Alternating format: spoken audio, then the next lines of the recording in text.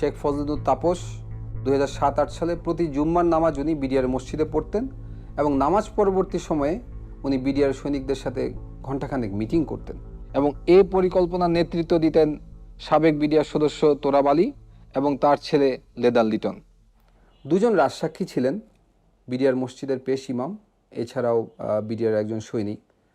পেশ ইমাম সাহেব উনি সুস্পষ্টভাবে ব্যারিস্টার তাপসের কথা উল্লেখ করেছিলেন এবং আরও কিছু রাজনৈতিক ব্যক্তিবর্গের কথা উল্লেখ করেছিলেন যারা বিভিন্ন সময় বিডিআর মসজিদের ভিতরে মিটিং করতে উনি দেখেছেন, কিছু কিছু কথা তিনি ওভারহিয়ারও করেছেন। পেশ ইমাম সাহেবকে আবুল কাহার আকন ডেকে নিয়ে যায় জিজ্ঞাসাবাদের জন্য এবং পরবর্তীতে উনি জীবিত আর ফিরে আসেননি। আমার আব্বুকে এটা বলা হয় যে আপনার ভারপ্রাপ্ত থেকে আপনাকে পার্মানেন্ট পেশ ইমাম করা হবে। শুধু এই যে স্টেটমেন্টটা লিখিত যেটা সরকার থেকে দেওয়া হয়েছে সেই স্টেটমেন্টটা দিতে বলা হয়েছে। আর আব্বু যে স্টেটমেন্টগুলোতে বলছে মিটিংয়ের কথা, দরবার হলে কাদেরকে চিনছে তাদের কথা, সেগুলো সবগুলো নিয়েই সমস্যা করা হয়েছে, যে চেঞ্জ করতে বলা হয়েছে। 11ই মার্চ আব্বু মারা যায়। আব্বুর পোস্টমর্টেম হয় ঢাকা মেডিকেল কলেজ হসপিটালে। পোস্টমর্টেম হয়, জানাজা হয়, কিন্তু এই পোস্টমর্টেম রিপোর্ট আজও আমরা পাইনি।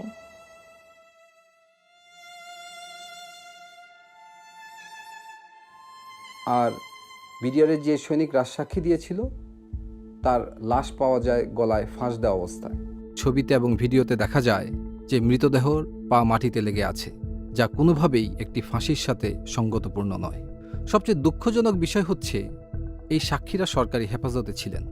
সরকারি হেফাজতে থাকা অবস্থায় এ ধরনের একটি রহস্যময় হত্যাকাণ্ড কিভাবে সংঘটিত হলো সেটিরও কোনো তদন্ত সে সময় করতে দেওয়া হয়নি, যাতে জাতির সামনে আসল সত্য কখনোই উন্মোচিত না হয়।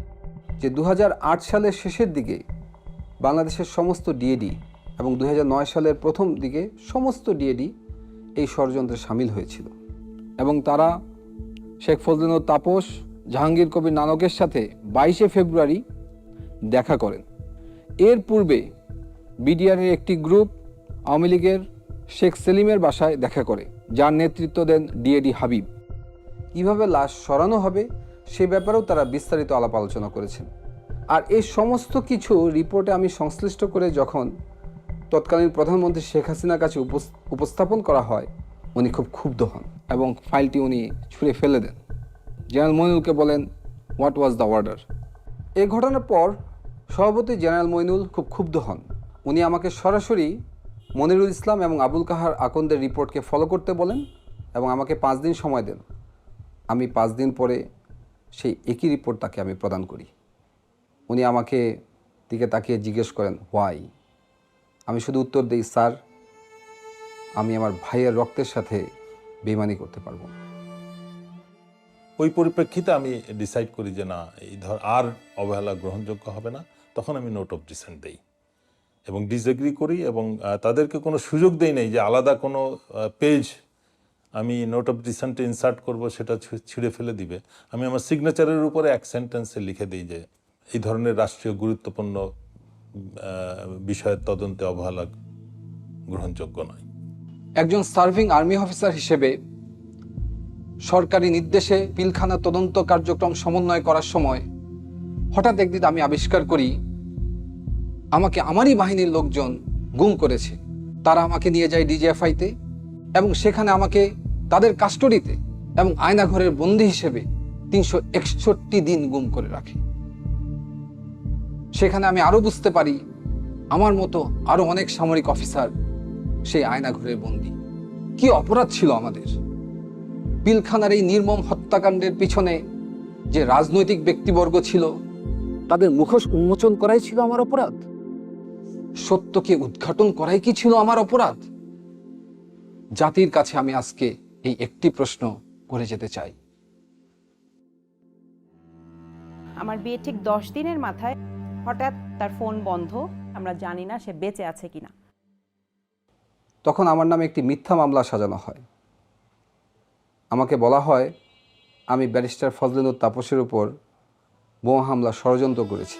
দৈনিক বাংলা ভবনে একটা এসিড কম্প্রেসার ব্লাস্ট হয়ে নিচে একটা গাড়ির গ্লাসের উপরে পড়ে এবং গ্লাসটা ভেঙে যায়।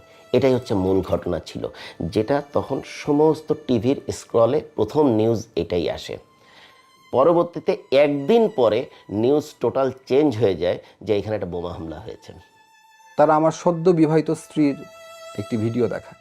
সেখানে দেখা যায় যে আমার স্ত্রী আমার শাশুড়ি সহ কোন এক জায়গায় যাচ্ছেন, এবং তখন এই ভিডিও দেখিয়ে তারা আমাকে একটি সাদা কাগজ দেয়।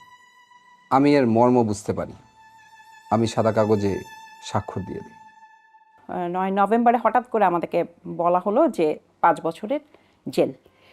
গত বছরই এই মামলার টোটাল ফাইনাল রিপোর্টটা দেয় যে ওইখানে এই ধরনের কোনো ঘটনাই ঘটেনি, অথচ আমাদের জীবন থেকে 5 বছর চলে যায় শুধুমাত্র এই ধরনের একটা কেসে নিয়ে।